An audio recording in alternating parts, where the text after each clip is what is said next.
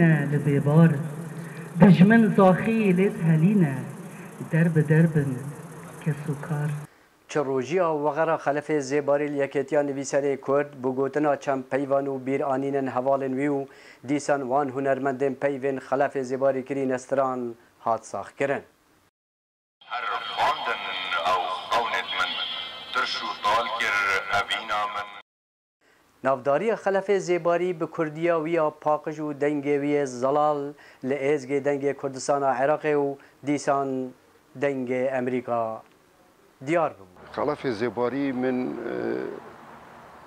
ازگاه کردی وقت شورش دا سال 1974 من یاسی خلف زیباری بلکه اکشوانه بو من زو یعنی ویا تعارف قلبی کم هندی دنگیوی خوش بو وقت نوچت خواندن گلک گرم خواندن گلک واضح خواندن و ورا رامه پیزیدد بو ورا را پیشمرگی و پیزیدد بو دنگیوی بو نوچه یا تایبتی بو اخبارا گلک بقوت بو گلکی باشه کو کردستان پیرابیا و خاصا یکیتیا نویسکارا کرد کو کارمندین خواه بیر ناکن و خلقیت خواه یه زیرک بیر ناکن و خلف زیباری میشه با داوی ناسکر گلکی میدیا کاره که گلک زیرک بی کو دنگ خودگاند همی جهان وکی کسی که شورشگر وکی کسی که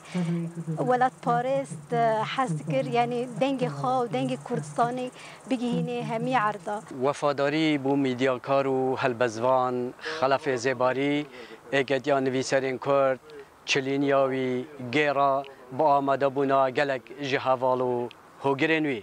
سلام بالای دنگ امریکا دوهاک